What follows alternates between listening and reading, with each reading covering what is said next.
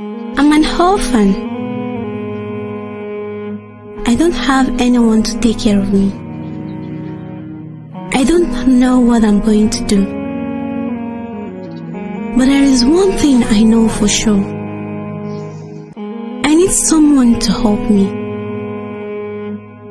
I need someone to help me get through life. I need someone to sponsor me. I know it's a lot to ask, but I really need your help. It will mean the world to me. Sponsor an orphan.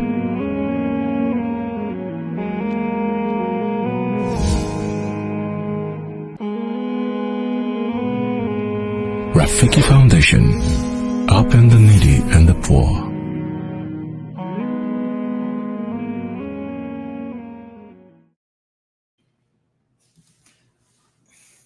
Now, Fadda Sheikh. Alhamdulillah, Alhamdulillah, Rabbil Alameen, wassalatu wassalam ala al-mabi'usi rahmatan lil alamin, wa ashhadu an la ilaha illallah wahdahu la sharika lah, wa ashhadu anna Muhammadan abduhu wa rasuluh. All praises and adorations are due to Allah subhanahu wa ta'ala, the Lord of the world. May the peace and blessing of Allah be upon the noblest of mankind, Muhammad sallallahu alaihi wasallam. May this extend to his household, his companions, and all those that are upon his party. Recording. We greet everyone here present tonight with the greeting of peace. Assalamu alaikum wa rahmatullahi wa barakatuh. Wa alaikum assalam wa rahmatullahi wa barakatuh. Now, alhamdulillah, today on the show with us is our shuyukh. We have our Sheikh Al-Mai Ibrahim, and we have our Sheikh Muzamil Adiola, who are here with me today in the studio to go through another episode of our series on the Muslim Home series. And today, bi'awnihi ta'ala, we are going to talk about the way the husband should treat their wives.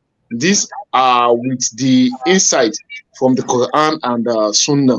May Allah subhanahu wa ta'ala see us through. Ameen. And for those of us that will be having one question or the other, kindly let us put it under the comment section. Once you put it there, we are going to pick it up, and inshallah, business ta'ala, if it is the one that we can respond to, we are going to respond. And if it is the one that we don't know, then we are going to let you know that we don't know the response to this. May Allah subhanahu wa ta'ala benefit us all with his tawfiq. Ameen. Inshallah, Sheikh Muzamil. Now, what do you think matters most when it comes to the treatment wife by the husband? How does the Sharia state it when it comes to treating one's wife? What are the rules and regulations or the principle that guides that? Alhamdulillah, barakallahu feekum, Sheikhana Yaqub. We ask Allah Rabbul Izzah wa Jalla to preserve you for our ummah and bless you abundantly, and our other Sheikh Al-Mahi. May Allah subhanahu wa Izzah wa Jalla, may Allah reward you both abundantly for this program that we are conducting. And I also want to use the opportunity to say salam to our guests and those of you who are watching us. May Allah subhanahu wa ta'ala bless you and your family abundantly. And as you share this program and like and love this program, may Allah increase you in his rahmah. So alhamdulillah, that was a very, very wonderful question in regards to how should a husband treat his wife when it comes to the Islamic faith, the faith of ours. And then this is a very, very, very good question. And Sheikh Yaqub, I think the first thing we want to know, and I mean, we want our audience to know in regards to this question, is that Al-Islam is a just religion. Allah Rabbul Izzah wa Jalla is Al-Adlu, is a God of justice, right? Is the most just. And Allah has created everything with his wisdom, and he has located everything with justice. And when it comes to this issue, Allah knows that he has made men the qawamun ala nisa, right? Qawamun ala nisa. He has made men above women to maintain them, to protect them, to cherish them, and to lead them to success, to make sure that the women under them are led to success, which is the most ultimate success, which is Jannah in this picture. So with that regards is that Allah Rabbul Izzah wa Jalla has also warned men that they should be just with their wife and to be kind to them, because if at all, if the opposite is going on, that means that person, Allah will have to rejudge that person on the day of judgment. So now when we look at the Islamic faith, what does Islam say about the husband treatment of women? Is that first of all, husband needs to be just, and also to be kind to their wife, as Allah subhanahu wa ta'ala states to us in the Quran, that when it comes to the verse of Allah in Surah An-Nisa, Allah says, فَإِن كَرِهْتُمُوهُنَّ فَعَسَىٰ أَن تَكْرَهُوا شَيْئًا وَيَجْعَلَ اللَّهُ فِيهِ خَيْرًا كَثِيرًا. That all believers, Allah is talking to the men that you should treat your wife fairly, be just with them. Do not, as your Bible say, do not do a bossy with them, right? Don't say because now you have taken other wives, or and then you try to like be unjust to one and the others, right? So when it comes to a wife, Allah say make sure you're treating them fairly. If because perhaps if you dislike something in them, maybe if you dislike some portion of things in them, it could be anything. It could be maybe the way they look, maybe the way they smell, maybe the way they are talk. If you for perhaps if you dislike something in them, do not forget that Allah, you may hate something which Allah has turned into a great blessing for you.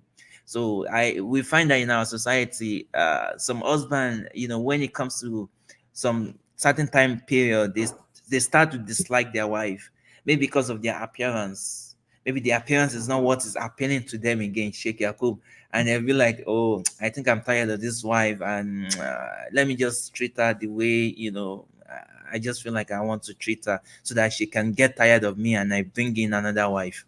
This is something that is happening. But inshallah, to keep it short, I'm going to stop here now.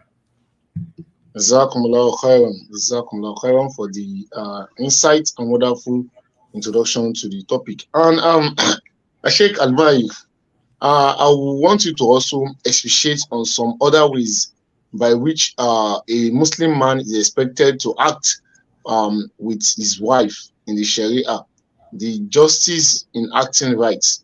Jazakumullahu khairan. Alhamdulillah wa salatu wa salamu ala rasulillah.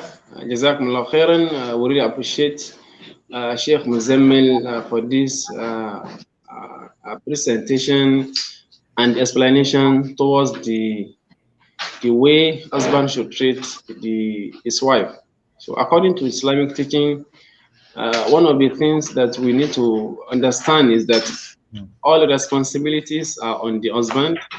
So that is one of the things husband can do.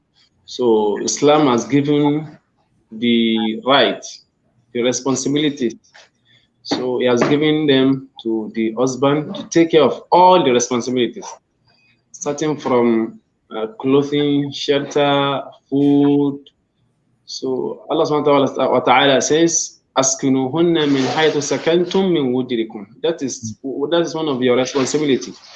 So you can't take anything from her. She should rather collect from you. So وَعَاشِرُهُنَّ بِالْمَعْرُوفِ.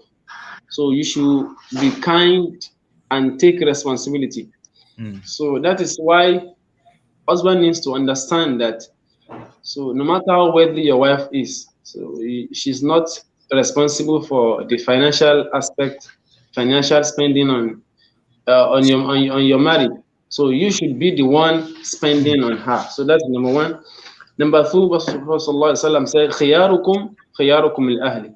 So the best among you is the one that is more kind, merciful, and just to his wife. So that is one of the ways in which husband can treat his wife well and in a fair manner. So another thing is that al-hukuk ghayru al-maliyya. So we are that is financial responsibility. So there are some other responsibilities which are not financial. So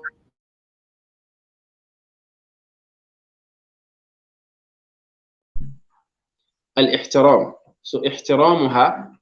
So it is very good and recommendable and good for husband to respect his wife, because she's your half. So whatever you do to her, it is what people will regard you. So if you respect her outside, people will also respect you. So if you know, if you disrespect her, people also disrespect her for you. So you won't be angry when they disrespect her, because you yourself, you are also disrespecting your wife. So outside, humiliating her, calling her bad name in the presence of people. So people will also do the same. So that is one of the ways as well that the Prophet ﷺ has explained it to us, so that when we adopt it, inshallah, Allah use it now. Jazakumullah khairan, Sheikh Al-Mai. Barakallahu fikum. And one of the points that our Sheikh Khan has mentioned is that we should just try to be lenient and understandable and considerate with them. That Allah subhanahu wa ta'ala has told us that we should always reciprocate something. We should reciprocate goodness with them in whatever obedience and respect they are giving to us. And if you look at the Quran in Surah Al-Baqarah, when Allah subhanahu wa ta'ala is telling us about the walidat, Allah says, "Walidatu yurdina awladahunna awlayni kamilin." When Allah was discharging the responsibility on the women folk that they should breastfeed their children for 2 years, He now says, "Liman arada an yutima rada'a," for whosoever wishes to do so. He now says, but after in that verse, bottom of it, now says, "Wa'ala al-mawlud," as for the father, rizquhunna wa kiswatuhunna, the father needs to provide for her what she'll be eating and her shelter. Meaning, if you want your wife to respect you or obey you in some aspect, then whatever you know that wife will also be lagging from that responsibility that she's discharging to you, then fix that up. Okay, let's say she's being paid 50,000 naira in her workplace, but you want your wife to feed your children for you. Of course, there are children too, but Allah wants us to do as a lot of goodness towards them. So when you do that, you are going to earn reward too. So if your wife is feeding your children and you now give her money, like, oh, the salary that you'll be missing this month, let me give you. Apart from that, this is pineapple, this is pawpaw, take and eat. So she will be more appreciative of that injunction. So let us try to look at it from this angle. We are depriving them of some aspect, which we also need to compensate them. Jazakumullah khairan. Now, the question now that we want to throw out on this same topic is that to what extent should the husband endure? Sheikh Muzamil, to what extent should the husband endure before he scorn his wife? To what extent should he endure before he scorn his wife? SubhanAllah, this is a very, very important, great question that people often mostly ask, because life is not perfect. We human beings, we are not perfect. There will be some down times whereby you'll be having issues in your marriage, whereby the husband might not be in a good mood, and then the wife is trying to also aggravate that. So when it comes to the husband having some let me not call it like anger issue or some something not appealing towards you as the wife, is that both has to first exercise sabr, as Allah always tells us in the Quran about being patient. So but I think both of us, both the husband and the wife, should always make sure that they are patient to understand where both sides are coming from, right? So when it comes to that, you have exercised patience upon patience, as Allah said in the Quran, that you should always be patient, right, upon patience. So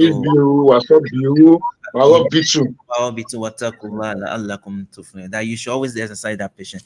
But as I say, we are always humans, right? And then there will be some time that even that patience, you might not be able to conquer the shaitan.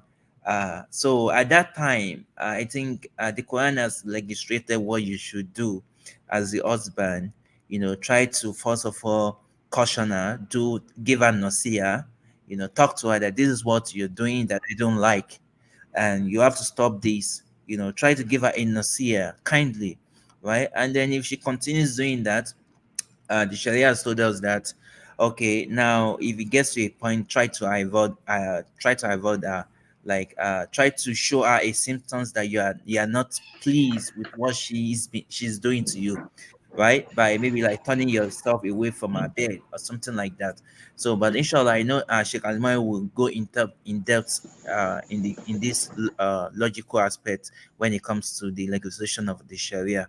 So at that time, if she still continue and insist on doing what she's doing, because the Quran, the Sharia knows that she's gonna take a pause and see, okay, I think right now I need to stop. My husband is getting mad or angry at me. So all these solutions are just step by step to the point that the Sharia will now tell you, okay, if she did not stop at this time, then try to push yourself away from her, and then also the room for talaq is also available for all Muslims. But this is something that we don't want to get. We don't want You don't want it to get to that stage of tempting each other with talaq, which is divorce in Al-Islam. So I think this, so far, I think this is something that I want to add to what you just asked, inshallah. Exactly. Now, for that explanation, so Sheikh Almai, so we would like you to go in depth more as to the residence period, the time waiting, or what extent of offense should the wife make before the husband will retaliate? Now, from the Sharia point of view.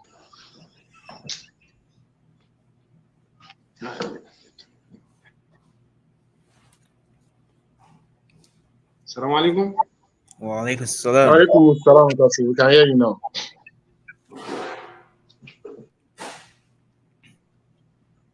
Assalamu alaikum. Wa alaikum assalam. We can hear you. We are with you. Yeah. What was the question, sir? Yeah, the question is, in Nikah now, it is normal for one to be saying, oh, this woman is, she's doing this, she's misbehaving. So what extent of misbehavior should the woman have before the man will retaliate or scorn her? Like the way is it like the first time, will you second, third, or what time? Now, Bismillah wa salatu wa rasulillah. This is a good question, so it is very important. I think that is what is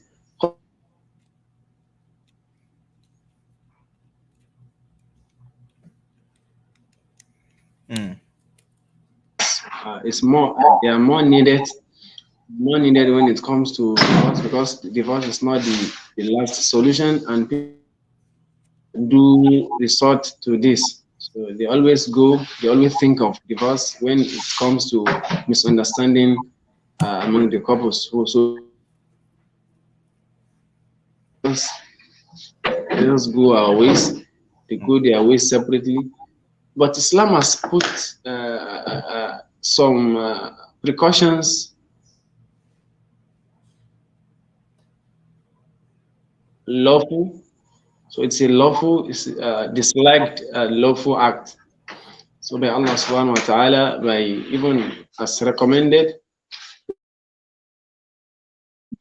instructions given by Allah. So in Surah An-Nisa, Allah says, وَاللَّاتِي تَخَافُونَ نُشُوزَهُنَّ فَعِذُوهُنَّ. Those that you fear that they misbehave,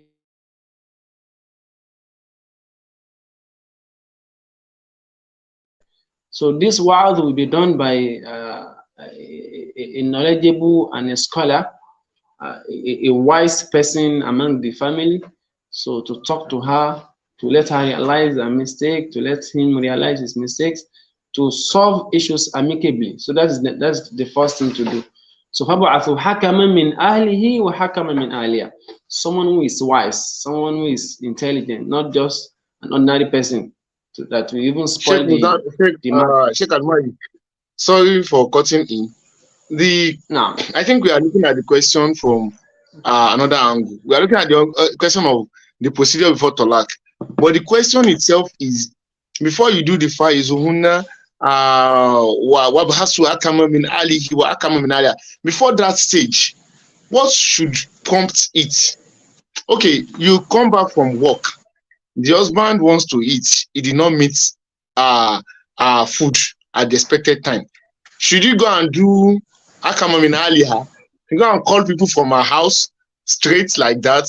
So what are the offenses, or what stage of offense will warrant taking action against the women folk? So not that the step towards the before we say talak out, but what are the actions that will warrant us bringing out the vengeance against them?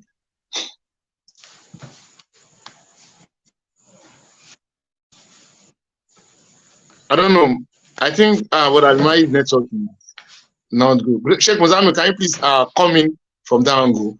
Now, Before yeah, I think it's network is battling with network issue. So, Sheikh Almai, are you with us? Okay, I think it's his network. Sheikh Yakub, I think you are more knowledgeable in regards to this issue. You know, I'm delighted that Allah has put you in charge of Salatha, you know, under the umbrella. So you are the chief governor when it comes to handling, wives and inshallah. So please help us answer.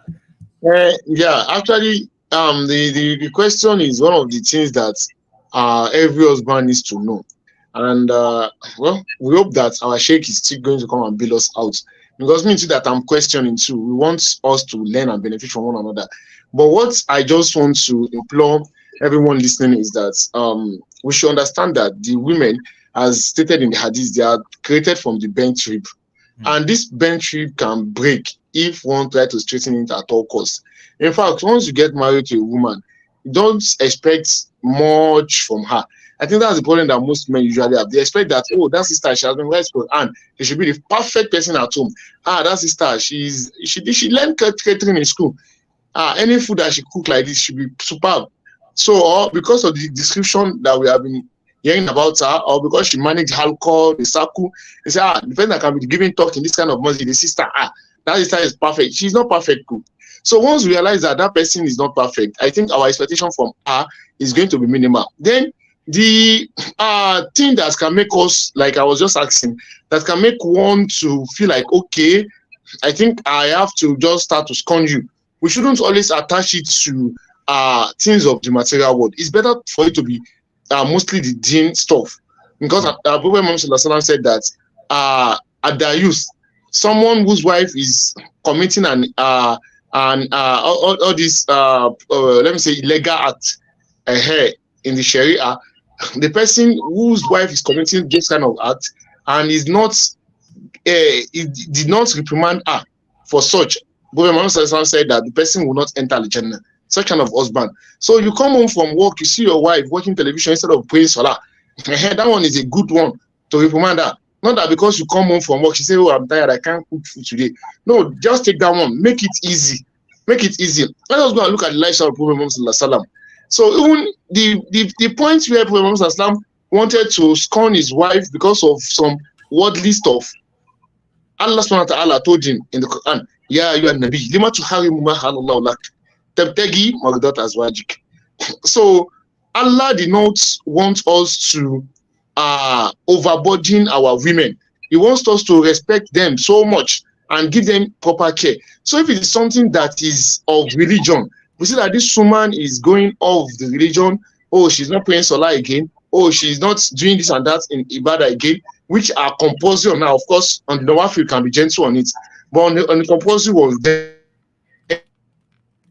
we should just start and go with the process which Sheikh Muzamil and Brother Almai has been saying before. So we're going to advise her, invite this and that. So when it is religious stuff, because today a lot of our women, they are leaving the religious stuff because of the radio program that they are listening to, because of some claimed tiredness. Well, I'm saying our Sheikh is here now.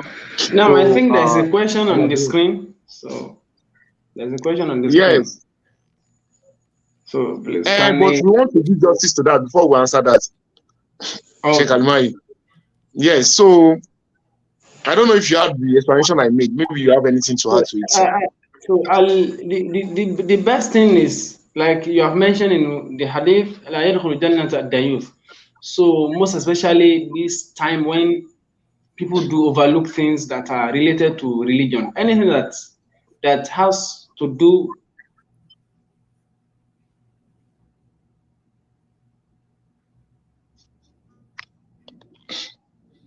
Yeah. So a wife that doesn't observe Salat, you have talked to her, you have called people, the scholars have talked to her, she did not change. So this a basis for you to scorn her and understand that this is the most important thing in your life.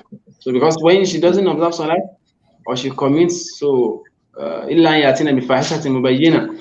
she engages in immoral acts and things like that, so it has basis for you to not just to overlook it and be doing as if you don't care. If you don't care about worldly material, worldly matters, you should care about the hereafter, because this is someone who will actually raise your children.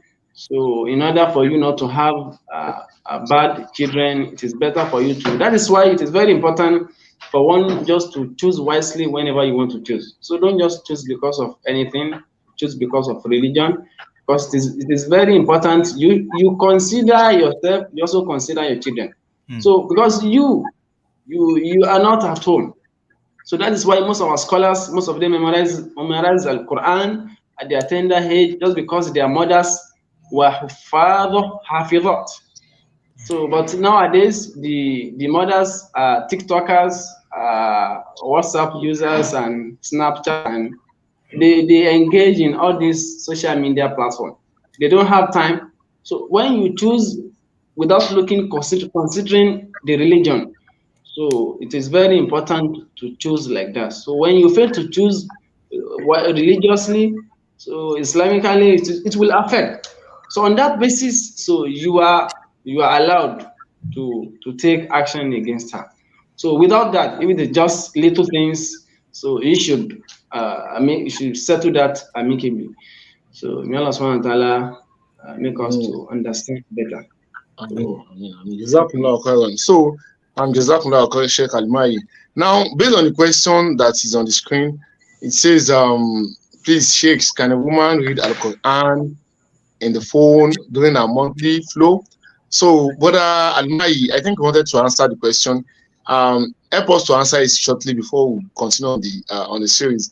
Can a woman read Al Quran on the phone during a monthly flow? That's a monthly period. Can she just pick the Quran and be reading instead of taking the must have physical book to read?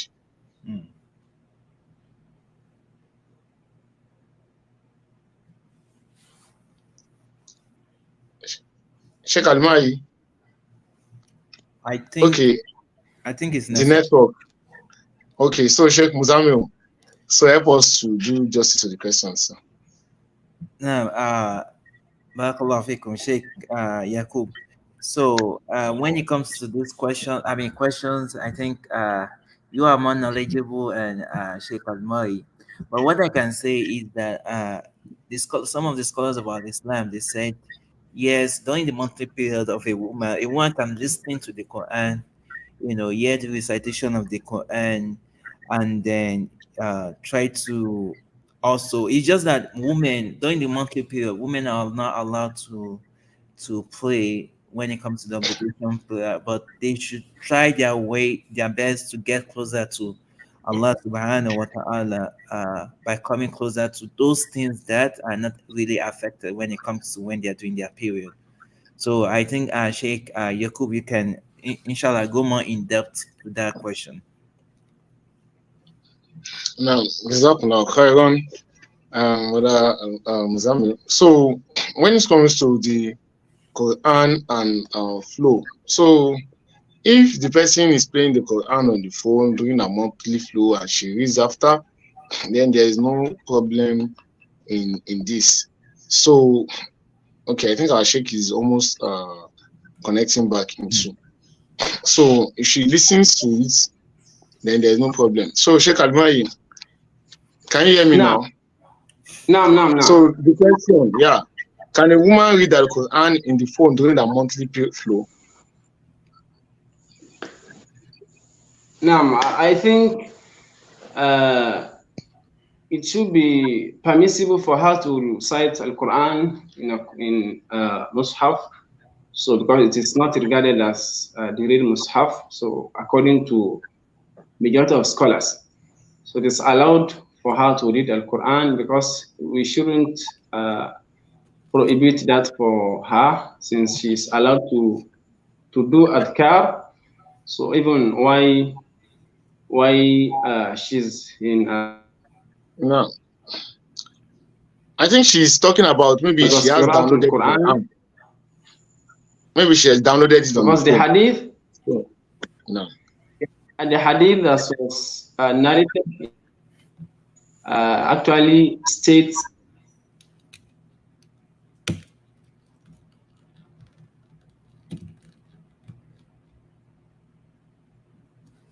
Oh, I think the network, we are really having a lot of issues in enjoying our shake. So yeah, so wallahu alam, as we, as the best of the knowledge is that she can listen to it, and since it's not like the real Musaf, right? She can also recite. Okay, I think our sheikh is back.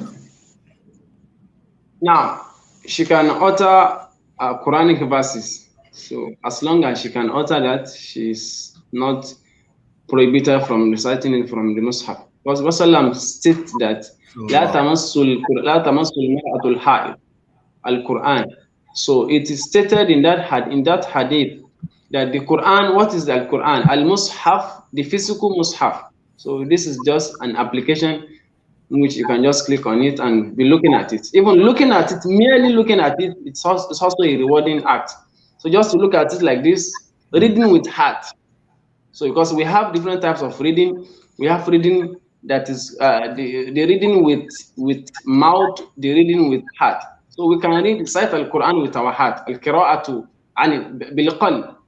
So reading with heart is actually possible in our own case. So she can read and open the Quran. So if she touches the screen of Quran, it's not as if she's touching the Mus'haf. She's touching a phone. So only that this is just an installed application. So she can look at it and scroll. So this will also this will means that she is actually a conscious Muslim who is always ready to listen or hear the word of Allah. So Allah Ta'ala a'la wa a'lam. Now, barakallahu fikum. Sheikh Yakub, if you would permit me to come in. No. Go ahead. So on our back to our topic of discussion when it comes to ways women husbands should treat their wife. I think some of the social way that is very, very important that I think most husband or some husband might not be doing is to get a nickname for their wife, right? I mean, the way you call your wife also matters. How do you address your wife? Is it the same way others are addressing your wife, like Iyalagbaja or Iyalaka, like that, right? So we sometimes, if there's no this school of practical aspect to train people on how to build loving relationship. So when you get married to a wife, you just get married to a wife just because you just want to get married, right? There are some practical ways that we need to embed in our life.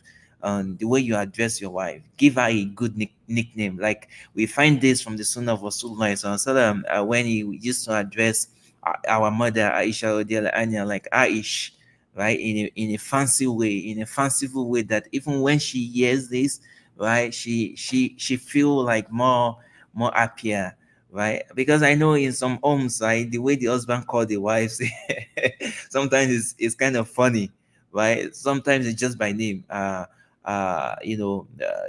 Wambi, or Medina Wambi or Halima or Fatima Wambi or something like that.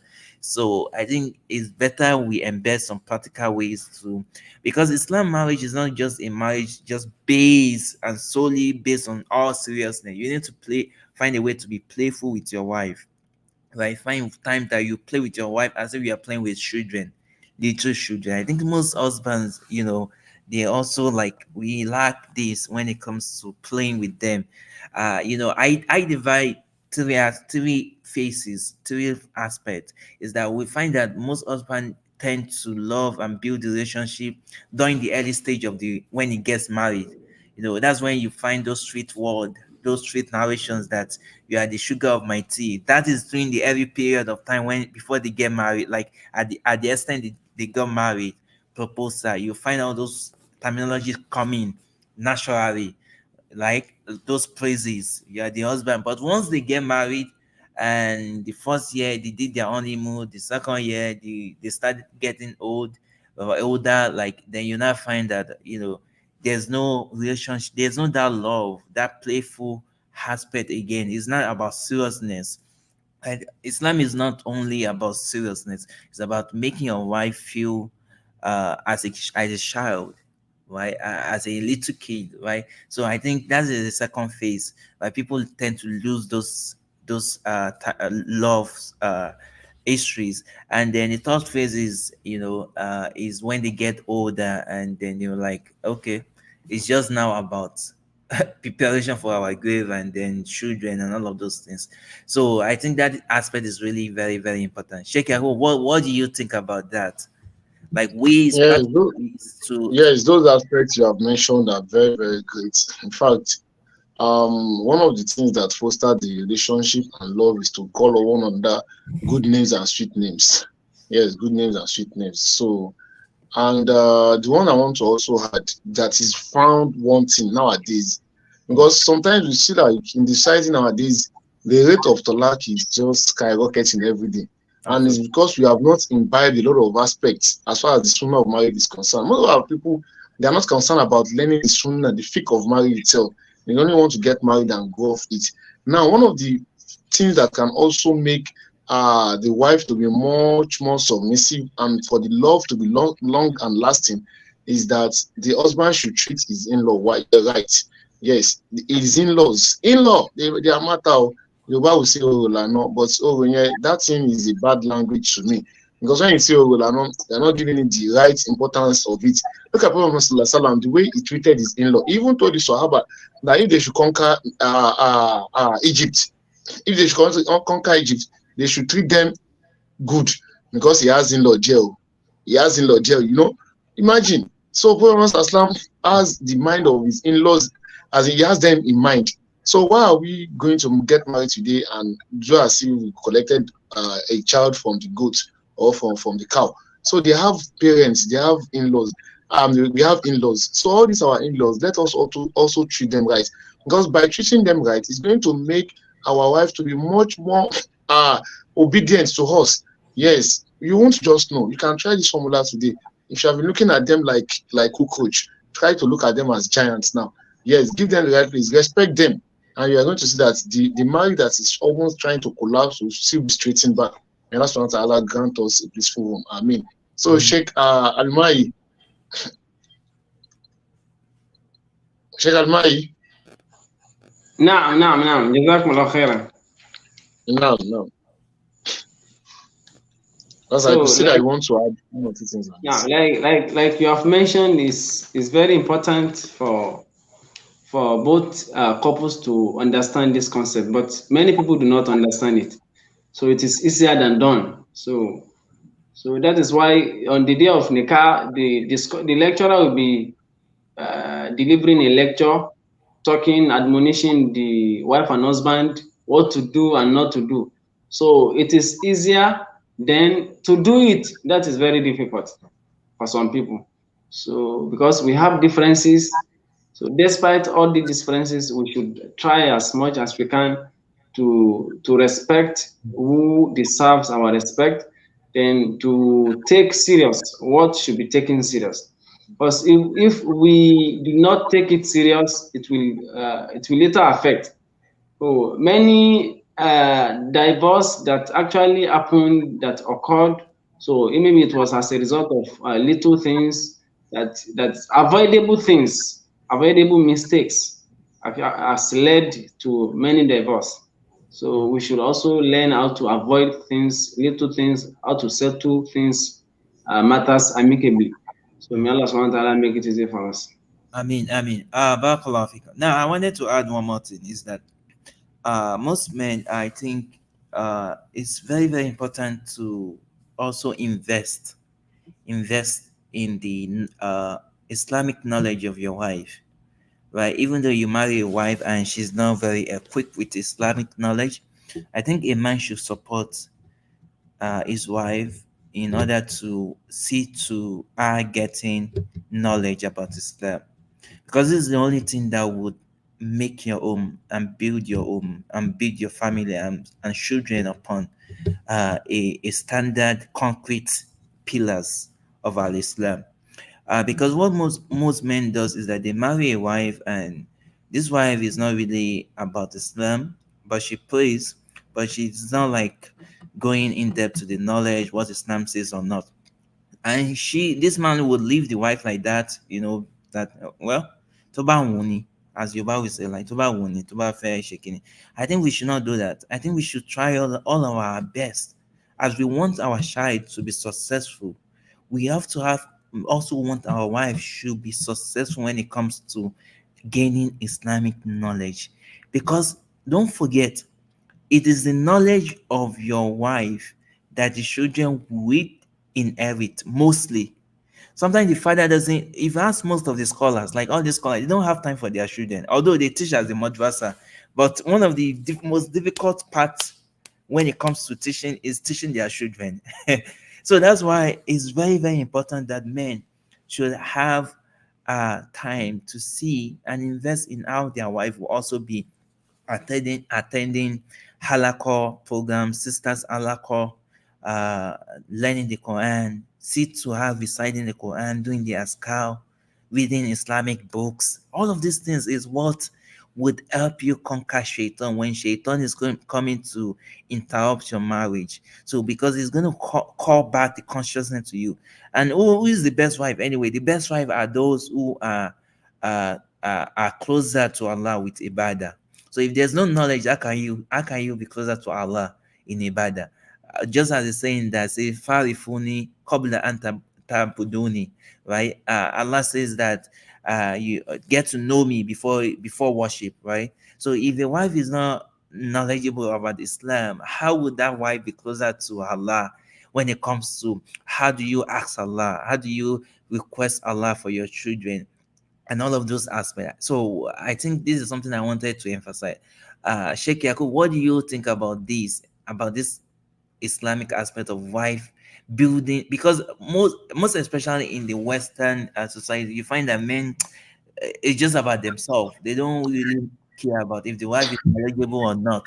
Not even in the Western, in Nigeria and in everywhere, right? So I just marry just to gain pleasure of maybe sexual pleasure, and the wife to cook for me go out to work and build the children. But they are not really consigning if the wife is a muminat, if the wife is following the rules of Allah, having knowledge. What do you think about that? Jazakumullah khairan. One hadith stated it all. Prophet Muhammad sallallahu alaihi wasallam said, "Talabul ilmi faridah." So if you look at that word, it is definite. Seeking for the knowledge is compulsory. Seeking for the knowledge is compulsory on every Muslim and Muslim. Which knowledge? If I tell you that the boy is coming, you ask me which boy. It's different from a boy is coming. So we said, seeking for the knowledge. Which knowledge? So the scholars made us understand that it is the knowledge of the religion. It's not my knowledge of philosophy, science, chemistry, politics. No. The Islamic knowledge itself is compulsory. So we need to remember that a woman is a nation. What she has is what a nation has. If you have a wife that is an empire of knowledge, forget all your children too. They are going to be great. If your wife appreciates knowledge very well, forget your children, they are going to be very, very great. Look at the mother of Al-Imam Bukhari. Look at the impact she made in his life. The way she was going to take her to the study circle. Look at the mother of Abdul Qadir Jailani. Look at the impact. And that one, you see the afar. Look at the mother of Usman Danfodio. The mother of Usman Danfodio was one that sang the song Al-Karimu Yakubalu Ta Ibana Atahu, and it goes like that. So these are women that their husband really invested in their Islamic knowledge. So we need to let our wives who know much about Islam. We have to find all means for them to know this. So even if in our locality we don't see a better alcohol where they can go, there are a lot of programs online that they can be listening to. Yes, we have one of our shuyukh, Sheikh Abu Nasir, that used to do a class on Adab al-Mufrad and some other series too. We have a lot of shuyukh, even in the US, in Nigeria, even in Brazil, because I saw a lot of people too across the globe, in Saudi Arabia, in Dubai, that used to hold alcohol, that are good ones. So once we put our women into this line, then we should know that all is going to be well, inshallah. Because for a man, for you to say you want to have a rest of mind, it's going to depend on two factors. Any man, for you to say you want to have a rest of mind, it's going to be based on two factors. Number one is your wife. Second one is your firstborn. Your wife and your firstborn, they are the one that will determine your success in this life, and that will lead to the thereafter. If your wife is someone that values knowledge, and your firstborn too, you put that culture, that growth in him, then forget the remaining born you are going to be giving birth to. They will be looking towards those two. A child will be looking towards his mother, and if he is a younger brother, he's also going to be looking at the other brother. My other brother, does he always pray? My mother, do they always pray? Then that child will pick. You won't even need to stress yourself if you can work on these two factors. Your wife first, then your first child. Yes, work on those two very well. Then you see that other ones is just as if you just be playing and it will be working like that. So stress yourself under your wife's marriage and your firstborn, and you're going to see that every other one, not that you neglect other ones too, but it's going to be very, very easier for other ones to always copy and emulate them. May Allah subhanahu wa ta'ala grant us understanding. Amen. And Jazakumullah khairan. Ameen. Alhamdulillah. Barakallahu fikum. So alhamdulillah, I think we have come to the end of today's segment. I don't know if our viewers, if they have any questions for our mashayikh. So as we always say, like on our program, if you have any question, you can ask at any time. You can leave it at the comment section. If you want to call in, you can also call us in. So if there are any questions during our program, you can always ask us. Inshallah, our mashaykhs are here and we're equipped to answer your questions. So today we spoke about how the husband should treat his wife in the fiqh of al-Islam. Now, our upcoming program, inshallah, will be looking at how a wife should treat her husband when it comes to the faith of al-Islam. So, inshallah, I think this is the end of our today's section. We're going to call on our Sheikh Al-Ma'i, inshallah, to give us a word of advice, and then we'll close this segment with Sheikh Yaqub now. Naam, jazakumullah khairan. May Allah subhanahu wa ta'ala accept this from us as an act of ibadah.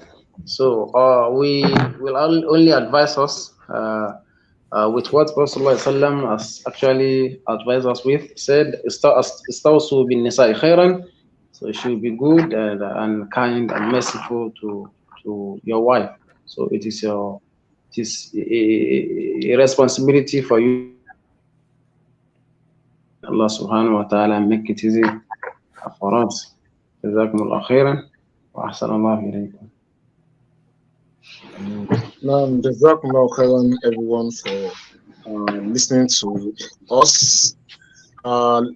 If you have any observation, you can let us know. If you have any question, like what Zamina said, just drop it. May Allah subhanahu wa ta'ala grant us understanding. Inshallah, we're going to meet again on another series next week. Let's try to tell people about this program, as it's still going to be going on for long, and we're going to be learning from one another. So let's tell people, let's share the show after now. Let's share so that many people will benefit. Remember, if you do it, it's a charity, it's an act of ibadah for you, and it's going to be recorded for you as a good act. Just like someone that does that directs someone to the good, is going to have the same reward as the person that did it initially. Let us try to share with our family and friends and let's tell them about this program as it has been on. I think there's a question that just ran inside. No. I don't know. Sheikh Zami, do you think we should take the question before we quickly end it? We can take that next week. We can take it next week. But I think, let's look at this question before we know. Because this one, I think it relates to something Akida. Okay. And don't let us delay Akida to next week. If it is something like another thing. He said, is it permissible for a Muslim to check a dream narration?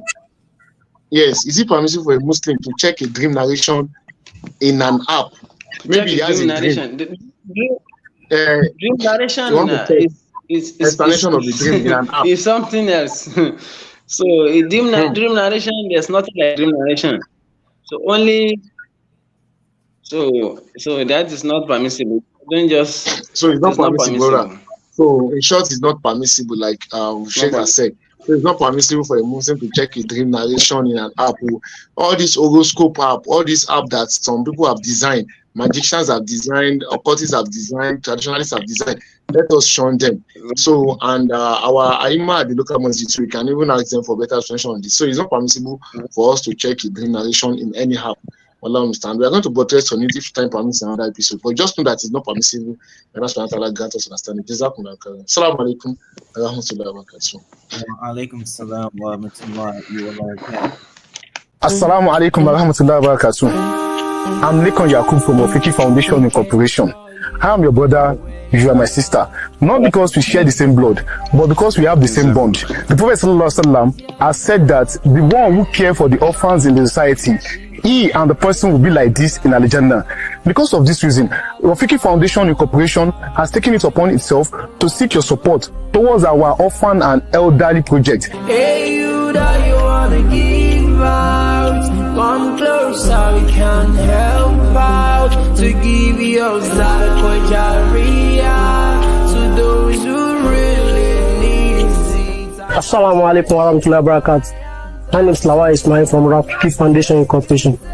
I'm here this afternoon to present these items to Asia for this month of January 2023.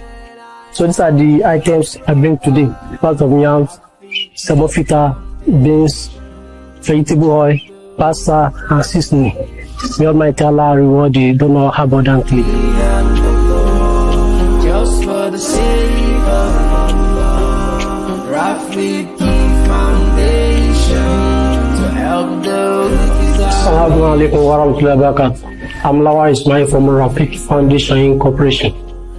I'm here this afternoon to present these food items to Hawa as part of monthly activities for the month of January 2023. May Almighty Allah accept the deed as an act of ibadah. Ameen. Assalamu alaikum wa rahmatullahi wa barakatuh. These are the items we brought for the month of January 2023. Palm oil, yam, rice, semofita, and the beans. May Almighty Allah accept the deed as an act of ibadah. Ameen. Assalamu alaikum wa rahmatullahi wa barakatuh. The week is our mission. Send in your donations. Support a noble mission. Build your own mean kind of fear of doubt. Whatever you have, please give out. It doesn't matter how small. For more enquiries and details, visit our website www.rafiki.com.